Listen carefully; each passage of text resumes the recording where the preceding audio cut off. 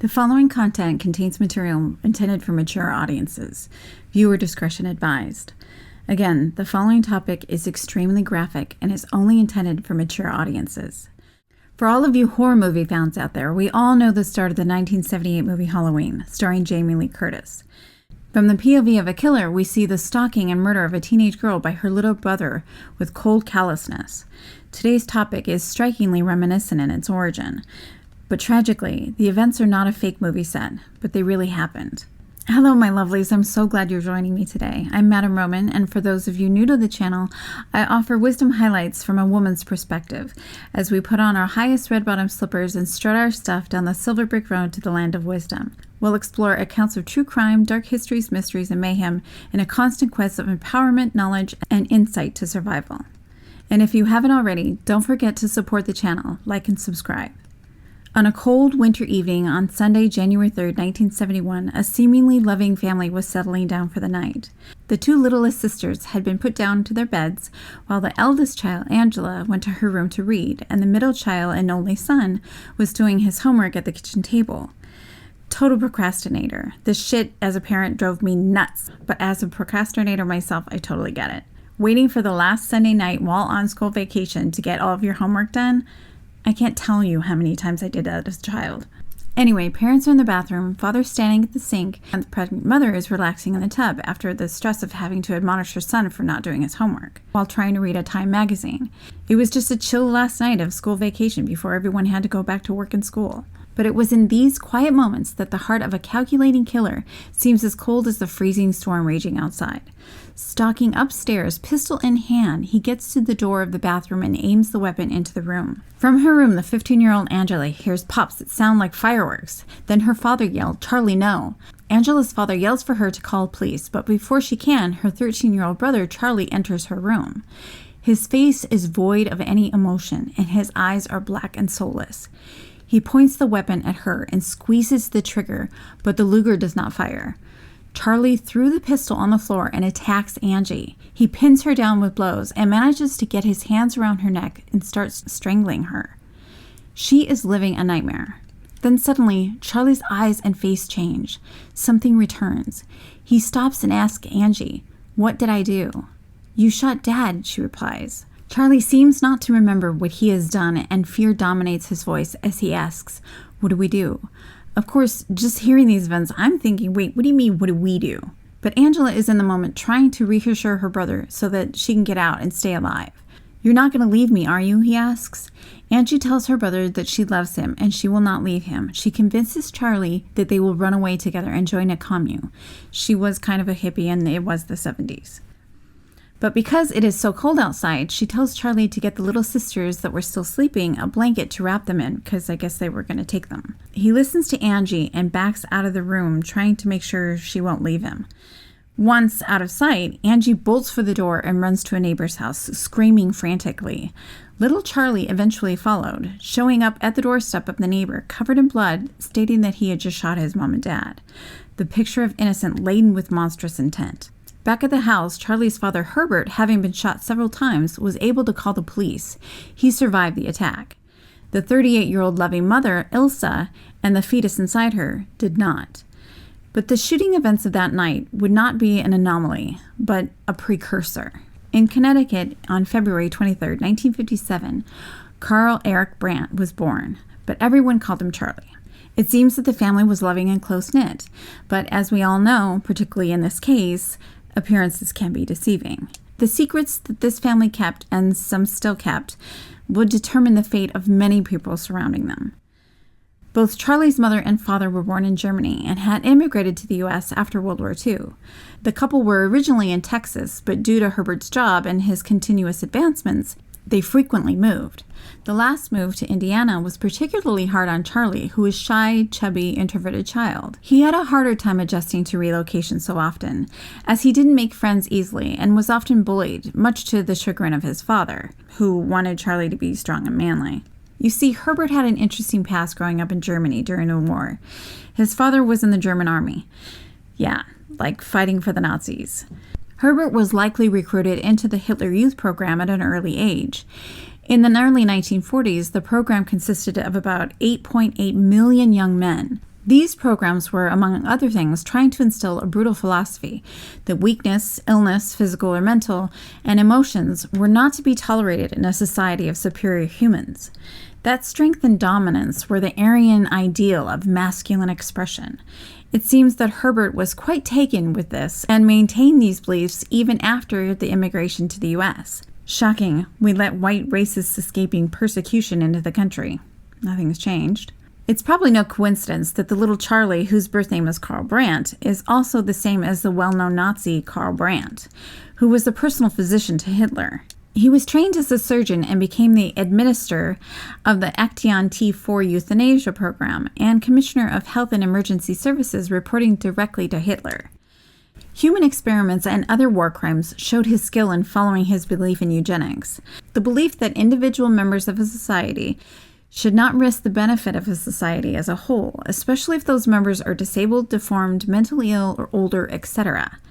These actions resulted in him being tried at the Nuremberg trials after the war ended, being found guilty, and being executed in 1948. But naming the child after an idol was not the extent of Herbert's great education of his son. He expected the boy to be strong and masculine and without blemish of a weak character. So, it must have been a real disappointment when Herbert was told that there was something physically wrong with his son at a very young age. It's not clear as to the specifics of what was going on with Charlie, but he had a rather large scar that was attributed to surgery as a small boy. This must have caused confusion in Charlie because kids are pretty smart. If you tell them that only a perfect physique is valued and that they know that they weren't born perfect, they're going to calculate that they're not valued. In order to man up his son, Herbert had taught Charlie how to hunt and fish. While the family was vacationing in Florida, Herbert and Charlie went hunting with Charlie's little beagle in tow. But the dog was not well trained, and the misbehaving infuriated Herbert, and he shot the dog. Whether he meant to hit the dog or not, it was unclear, but his reaction was clear. No remorse, no apology. I do wonder if Herbert was hunting with the Luger that Charlie used to kill his mother. Most weapon enthusiasts, and certainly most nationalists, know, not that the two are linked or related. A Luger is a pistol that the German army used during World War II. Some were brought back to the U.S., like many trophies, by victorious Allied soldiers who had taken them off killed German soldiers. I'm guessing that's not how Herbert obtained his, though. Charlie was devastated by what Herbert had done, but Charlie did not shed a single tear. There are some sus things going on in this house for a parent to do that and a child not to cry over the death of their beloved animal. Oh, and this didn't change at all with the death of his mother. At the funeral, which Charlie was allowed to attend in handcuffs, Charlie asked Herbert if he was allowed to cry. After the shooting of his mother and father, Charlie was detained while Herbert and Angie were questioned, but Herbert did not divulge any motive that Charlie may have had for his actions, saying that he could not think of any reason other than Charlie was having a bad day. Sounds like the sheriff captain in Georgia that said the same thing about a man who killed 8 people at a spa in 2021. Y'all remember that show. When questioned about why he wanted to kill his family, Charlie stated that perhaps the pressure from school and being nagged by his mother about his homework, he just snapped. It was like I was programmed. I understand the concept of snapping, but Charlie had taken out his father's pistol from his nightstand and was concealing it in his lap while he was doing his homework. Authorities determined that Charlie was too young to be held responsible, and he never faced any charges relating to the murder of his mother and unborn sibling or the attempted murder of his father or his sister Angie. A grand jury decided that Charlie would be treated at a psychiatric facility until he was deemed well enough for release. Charlie was evaluated by several psychologists, but no one could find anything mentally wrong with him. He was diagnosed as having uncontrollable impulses. He did well in school, he didn't get into trouble, and he had a loving family. One doctor stated, "It's hard to treat an illness you can't identify." However, it seems clear that his time there gave Charlie the opportunity to practice mimicking human emotion and behavior. He even told Angie after his release that he knew when to cry when required. After about a year and his father fighting to have his son freed, Charlie was released to his father's care. The record of what he had done to his mother was sealed. Herbert relocated himself and his children once more to Florida. They were to start a new life in which the family would never discuss the events of that night. No one would ever know what Charlie did. Not even Charlie's 2 little sisters that were there that night and had no memory. They were always told that their mother died in a car accident. It was only another year and Herbert would remarry and move back to Indiana. He left Charlie and Angela in Florida in the care of their grandparents who had to come from Germany to take care of them. What? It has been speculated that there was some reason for this. Perhaps his new wife was told what Charlie did and didn't feel safe marrying Herbert with Charlie in the house. Or maybe Charlie just creeped her out. After high school, Charlie got an electronics degree and eventually started working at Raytheon, the defense contractor, in their drug interception unit, trying to prevent illegal drugs from entering the U.S. Side note, the irony is that Charlie actually used this program to sell and use drugs.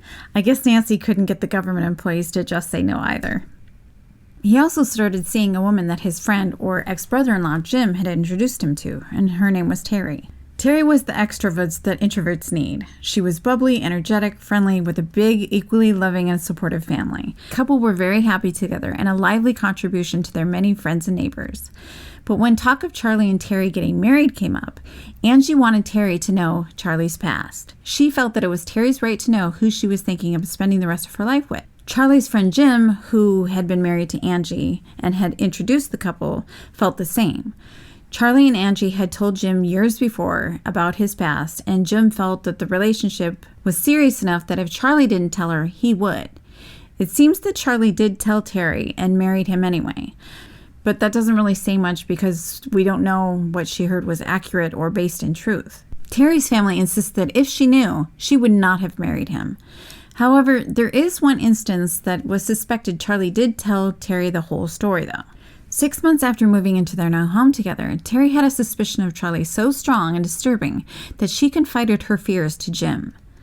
Terry came to Jim distraught and in fear. She had come home from work early to find Charlie covered in blood in the fish room, washing himself off at the sink that was also covered in blood. But yet, he didn't have any fish. Terry then found out that a woman had been viciously murdered not far from their house. She feared the possibility of Charlie having done something so terrible that she was thinking of going to the police. Maybe C&C should have covered that in their song. Things that make you go, Things that make you go, Rubby Rob, break it down. Sorry. Jim acknowledges that he wasn't in the right place to advise Terry, other than saying, if you go to the police, your marriage is over. He argued, if you go to the police and he had nothing to do with it, he'll leave you. Or he did have something to do with it and he'll end up in prison. He said this despite knowing that Charlie murdered his mother and her unborn child, as well as having his own disturbing instances with Charlie. Like when Jim's marriage with Angie, Charlie's own sister, was ending and Charlie was angrily talking about Angie. Charlie, did I say Charlie? I meant Jim. Let me try that over. Like when Jim's marriage with Angie, Charlie's sister, was ending, and Jim was angrily talking about Angie to Charlie. Charlie, with glazed, lifeless black eyes, said the best revenge was to cut out their heart and eat it, while holding a knife. Or the time when Jim's mother mentioned a girl whose head had been found in a paint can, and Charlie's laugh at the discovery was so chilling that it sent chills down both Jim and his mother's back. Jim's response to Terry's concern pissed her off. It's hard to see a woman who's using logic and the biological responses to survive given to her, refuted by the manipulation of a patriarchal system. Whether intentional or not, he used her fear to keep her quiet. If he had just said one supportive thing instead, like, I believe in you, or I will help you, or if he had even gone to the police himself with his knowledge of Charlie's past, perhaps Terry and her niece would still be alive, and possibly the other women that Charlie may have killed. In September 2004, there had been no word from the vivacious 37-year-old Golf Channel executive, Michelle Jones, for several days. With concern, her mother, Mary Lou, who talked to her daughter every day, had called Michelle's close friend Debbie to check on her daughter. It was with urgency and escalating anxiety that she decided, after no response at Michelle's front door, that she went around to the side to the garage door. There, through the window, she saw the body of a man she knew as Charlie hanging from the rafters. Her heart sinking and her fear for her dear friend heightened, she called police. It was when they returned from inside the residence vomiting that her nightmares were confirmed. During one of Florida's notorious hurricane seasons, Charlie and Terry were forced to evacuate from their home in Big Pine Keys. Michelle offered for them to stay with her in her home that had plenty of room for her guests. This was not an unusual offer, as they had stayed with her through other hurricanes. She was close with her family and friends, including her Aunt Terry and Charlie, who were in a loving relationship and never argued. There were routine visits and gatherings. Michelle was a successful single woman who was a loyal, caring, smart, slender beauty. She enjoyed her life in Florida, staying physically active and just loving life. But there was stress in her voice when she called one of her friends to cancel their plans when Terry and Charlie started arguing the night of September 13th. It seems there was a disagreement about going back to Big Pine Key. At some point, the three had dinner and wine and were settling down for the night. While Michelle went to take a shower and Terry was sitting on the couch, Charlie acted out his plans to ensure that none of them would ever leave the house. When police entered the home and passed Charlie's body, they found Terry sitting lifeless on the couch in the living room. She had a glass of wine sitting in front of her and multiple stab wounds to her stomach. She was in a t-shirt, and for some reason her pajama bottoms had been pulled down. Further into the rooms, nothing was disturbed or amiss until they came to the horror that awaited them in Michelle's bedroom. The scene was organized and chaotic at the same time. Among the cut and strewn about Victoria's Secret bras and panties lie Michelle on her bed. Her severed head, breasts, left leg, and heart had been removed and positioned beside her on the bed. Her intestines were in a trash bin beside the bed. She had been cleaned and her hair smoothed. It was believed that Charlie ambushed her in the bathroom with one single fatal stab wound. There were no signs of struggle, nothing disturbed, only the horrifying death scene. Investigators determined that Charlie killed Terry, then Michelle, and then calmly took a shower and prepared himself for his own suicide. When police started searching through Charlie and Terry's life for more clues to what Charlie was capable of, they found disturbing results. In their home, investigators found on the back of their bedroom door an illustration of a medically anatomical dissection of a female figure, books on anatomy, medical manuals, and a newspaper cutting of a human heart. Was this the fascination that started at a young age with his own medical issues, mixed with the twisted teachings of eugenics and human experimentation and vicious cruelty perpetrated by a superior hand? Oh, and his close friend Jim did say that Charlie was a racist, so like father, like son.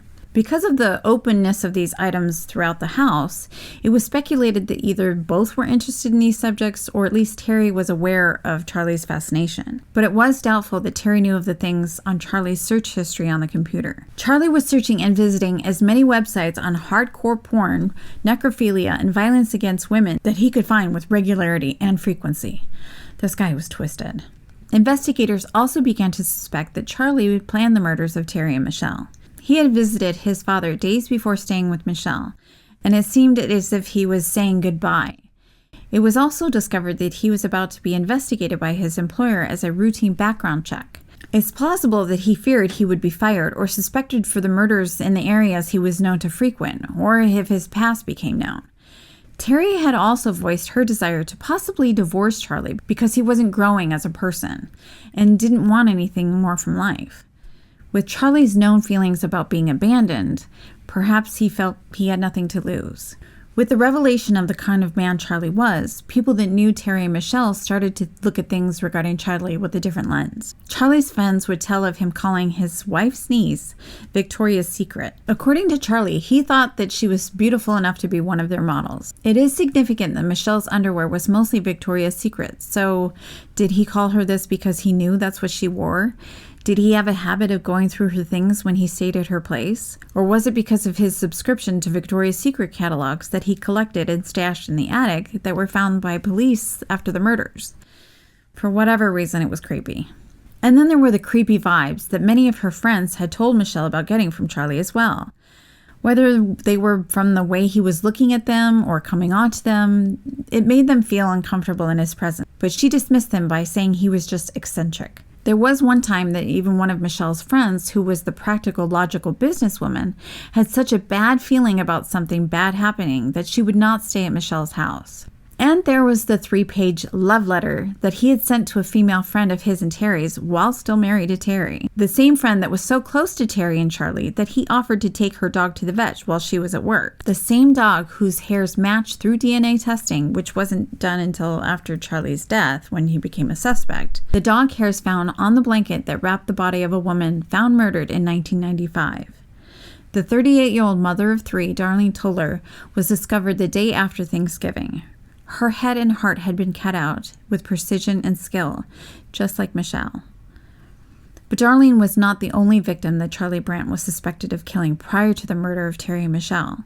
The way in which Michelle had been discovered led detectives to suspect the death of Sherry Parisho was also the work of Brandt. The highly intelligent 38-year-old woman was writing a memoir and living without constraint in the Florida sun. 5'2", brown-haired, blue-eyed, beautiful Sherry was found in the water by a fisherman not far from Charlie and Terry's house. This was the victim that Terry had freaked out about. She was partially clothed, but her wounds were also similar in MO to Michelle. Her neck wounds were so severe that she was nearly decapitated. She had been cut open from pelvis to collar, and her heart and right nipple had been cleanly removed. During the investigation, a witness came forward and a sketch of the suspect was made. Investigators also received a profile of the killer from the FBI. It was determined that the killer was likely a vagrant homeless man with no social structure, so canvassing of the nearby houses was suspended, 2 doors away from Charlie's house. And because Charlie didn't fit the FBI profile of the killer, and no one knew he killed his mother, he was never suspected or questioned. To this day, investigators suspect Charlie Brandt in the murders of 26 women, but have no solid evidence to link him to many of the crimes. Oh, and so what about the hearts? It's unknown what Charlie did with the hearts he removed, and they were never found, but we do know his theory about revenge. So here's a part of the video for my Madame Roman wisdom highlights. After all, I didn't just grow these silver locks just because my body stopped producing melanin. Number 1, it's okay not to be right for someone, or for them not to be right for you. Generally, people tell you who they are soon after meeting them. Sometimes we ignore these little comments, particularly in romantic relationships, because we don't want to acknowledge it. But sometimes it comes down to a choice you have to make. Being alone versus being dead. Number 2, it's a big red fucking flag when you've been dating someone so seriously that you're talking about marriage and the whole time they've been keeping something serious about themselves from you. Big red flying high warning sign. Was it fear that you were going to leave? Would that fear keep them from telling the whole truth at any point? Number 3, I've said this before and I'll probably keep saying it. Follow your instincts. Biology has developed senses to keep you aware of danger. They are there for a reason, to keep you safe. Trust yourself. Thank you for listening to the end. I really appreciate it. And if you enjoyed this video, don't forget to check out my other videos about serial killers like Gary Ridgway, Stuart Sheldon, or the cannibal next door, Ed Gein. Oh look, Pete's gonna make an appearance. Please let me know if you have any comments or questions down below. I'm always interested in hearing what you have to say. Thank you for watching and be safe. Sending you silver streaks of wisdom. I'm Pete.